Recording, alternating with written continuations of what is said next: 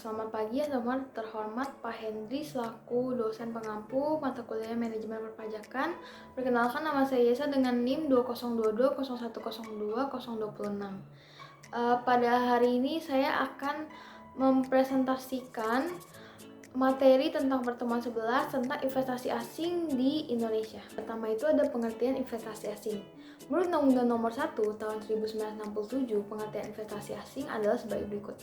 Nah, yang pertama itu ada alat pembayaran luar negeri yang tidak merupakan bagian dari kekayaan devisa Indonesia. Dengan persetujuan pemerintah digunakan untuk pembiayaan perusahaan Indonesia.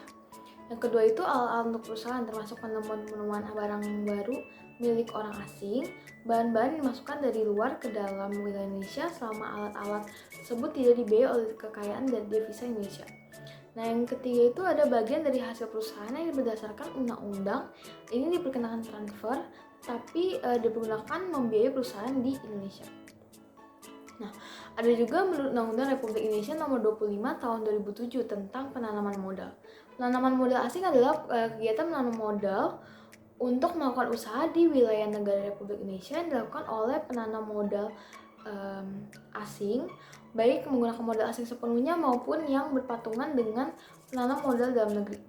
Nah, di sini ada faktor-faktor yang mempengaruhi penanaman modal dalam negeri. Yang pertama itu ada potensi dan karakteristik suatu daerah, budaya masyarakat. Yang ketiga itu pemanfaatan era otonomi daerah secara profesional. Yang keempat itu ada peta politik daerah dan nasional.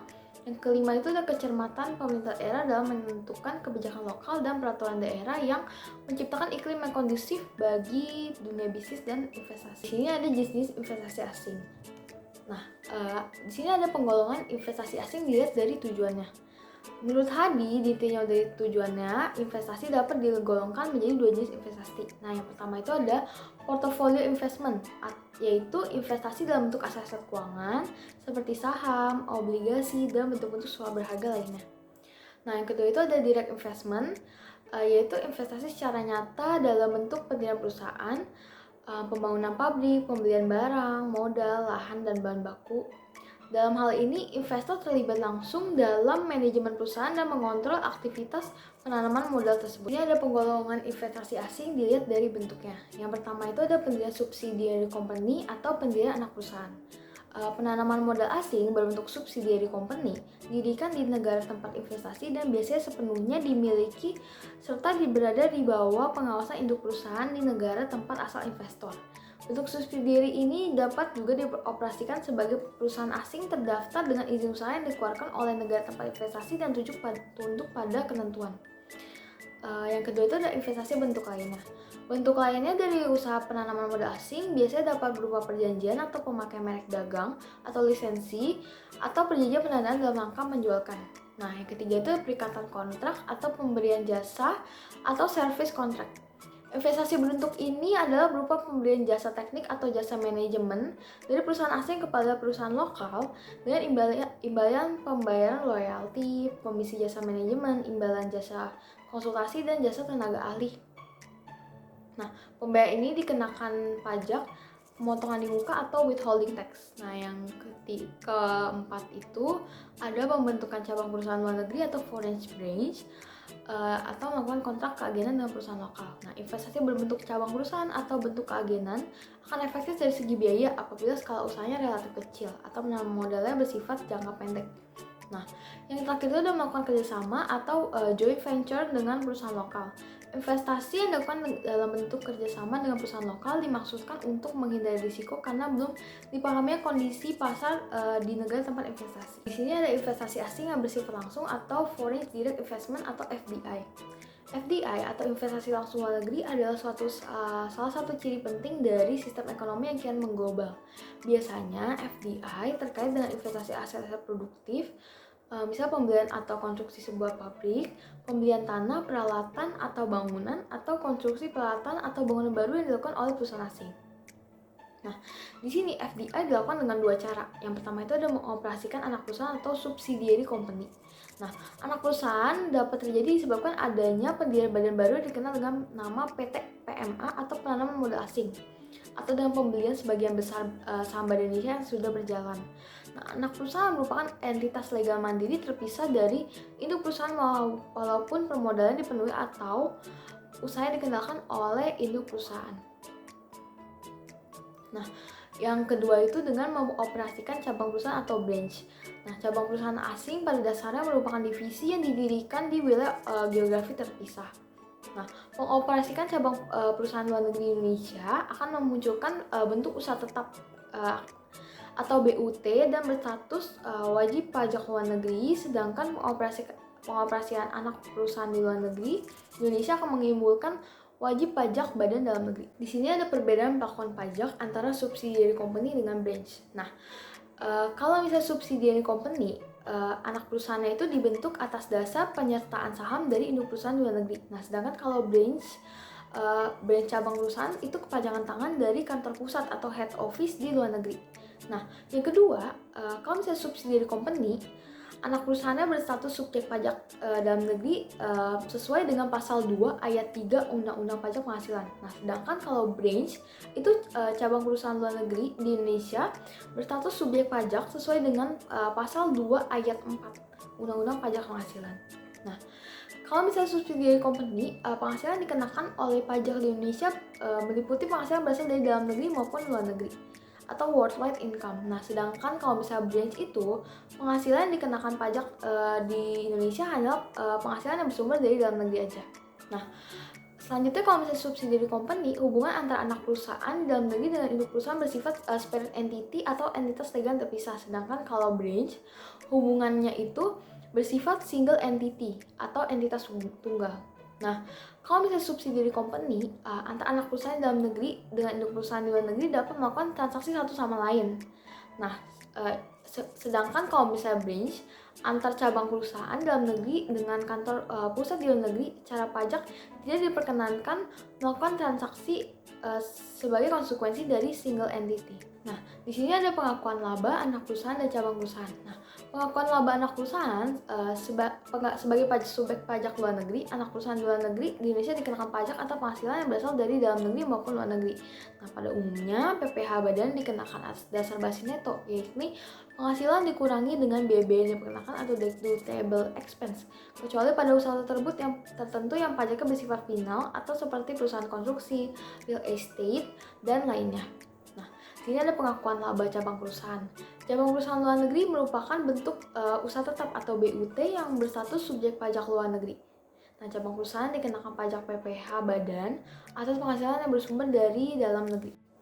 Nah, untuk perusahaan yang berstatus BUT di Indonesia, definisi penghasilan diatur dalam pasal 5 UU PPh meliputi hal-hal berikut. Yang pertama itu penghasilan dari usaha atau kegiatan berusaha tersebut dan dari harta yang dimiliki atau dikuasai atau attributable principles.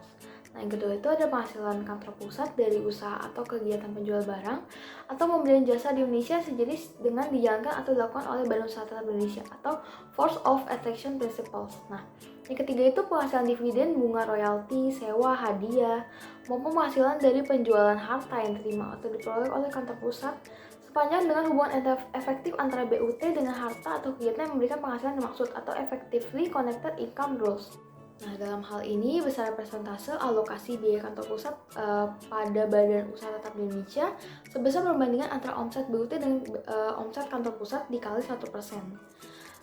Pembayaran kantor pusat yang tidak diperbolehkan dibebankan sebagai biaya sebagai konsekuensi dari single entity ada antara BUT dan kantor pusat luar negeri. Nah, BB tersebut meliputi yang pertama itu royalti atau imbalan lainnya hubungan dengan pengguna harta, paten, atau hak lainnya. Nah, yang kedua itu ada imbalan hubungan dengan jasa manajemen dan jasa lainnya. Yang ketiga itu bunga, kecuali bunga yang berkenaan dengan usaha perbankan. Dan yang keempat itu kerugian selisih kurs mata uang asing yang terjadi akibat fluktuasi nilai rupiah pada perkiraan utang kepada kantor pusat. Ini ada perencanaan pajak atau tax planning pada investasi asing.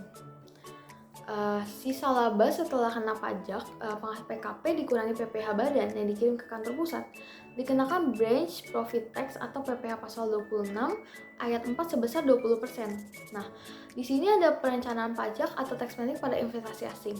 Nah, yang pertama itu ada upaya efisiensi pajak secara global pada umumnya dilakukan dalam dua skema, yaitu ada skema pre-tax dan skema post-tax. Nah, skema pre-tax itu dilakukan manakala tarif pajak di negara host country atau negara tempat investasi lebih tinggi daripada pajak yang berlaku di negara home country. Nah, sedangkan kalau misalnya skema post-tax itu dilakukan manakala tarif pajak host country lebih kecil daripada tarif pajak home country. Nah, bentuk-bentuk usaha awal sebelum mendirikan anak perusahaan. Mendirikan anak perusahaan asing di Indonesia memerlukan biaya sangat tinggi. Bagi perusahaan manufaktur sebelum mendirikan anak perusahaan dan mendirikan pabrik di Indonesia dapat mengoperasikan bentuk-bentuk usaha awal dengan memperkenalkan produknya terlebih dahulu dan mengetahui apakah produknya itu diminati oleh masyarakat. Nah, itu cara yang kedua. Di sini ada bentuk-bentuk usaha awal yang dapat dipilih. Nah, yang pertama itu mendirikan kantor perwakilan dagang asing atau Trade Representative Office. Nah, kantor ini semata-mata hanya melakukan promosi produk, pameran iklan, dan riset awal berupa riset persiapan sebelum mendirikan pabrik di Indonesia. Nah, kantor ini tidak melakukan transaksi jual beli. Apabila konsumen Indonesia berminat untuk membeli barang tersebut, maka konsumen langsung bertransaksi dengan kantor perusahaan pusat asing di luar negeri. Nah, perlakuan pajak atas pendirian kantor luar negeri itu ada beberapa. Nah, yang pertama itu ada TRO tidak mempunyai kewajiban melaporkan SPT, PPh badan tahunan, melainkan hanya berkewajiban melakukan list of expenses. Nah, yang kedua itu penghasilan diterima atau diperoleh karyawan TRO baik asing maupun lokal merupakan objek PPh pasal 21 atau 26. Nah, yang ketiga itu jika kantor pusat yang merupakan penduduk negara treaty partner, maka sesuai ketentuan artikel 5 paragraf 3 teks treaty yang bersangkutan TRO bukan merupakan bentuk usaha tetap sehingga sesuai ketentuan artikel bisnis profit tax rate Indonesia. Nah, Indonesia itu sebagai negara sumber tidak memiliki hak pemajakan atas penghasilan yang diterima dari kantor pusat hasil dari penjualan produk di Indonesia. Yang kedua itu ada mengikat kontrak keagenan dengan perusahaan lokal di Indonesia. Kontrak keagenan dibentuk sebaiknya ada keagenan bebas atau independent agent. Nah, dalam hal ini yang menjualkan produk perusahaan luar negeri itu adalah pihak agent.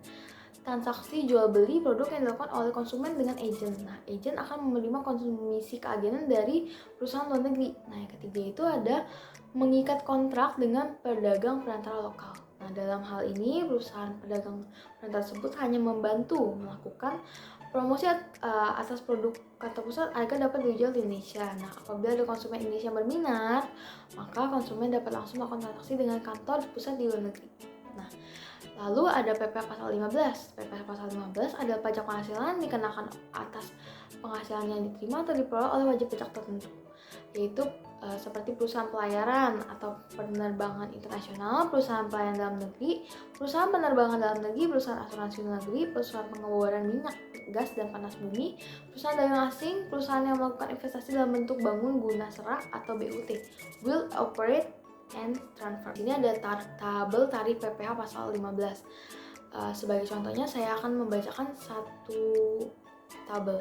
Nah, di sini bisa kita lihat uraiannya itu charter penerbangan dalam negeri. Nah, tarif DPP-nya itu penghasilan neto sebesar 6% dikali peredaran bruto pajak penghasilan, 1,8% dikali peredaran bruto yang diterima berdasarkan perjanjian charter. Nah, sifatnya tidak final.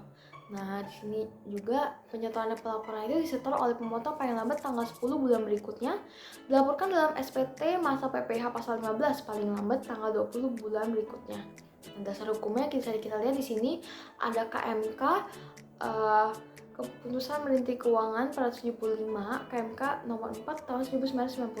Nah, ada juga surat edaran atau SE 35 PJ 4 tahun 1996. Nah, untuk tabel-tabel lainnya, cara pembacaannya masih sama dengan menyebutkan uraian tarif DPP maupun penyetoran pelaporan dan dasar hukumnya bisa dibaca dengan format yang sama dengan yang contoh yang saya sebutkan pada tabel pertama. Sekian presentasi saya pada hari ini. Apabila ada kesalahan kata maupun pengucapan, mohon maaf. Saya ucapkan terima kasih.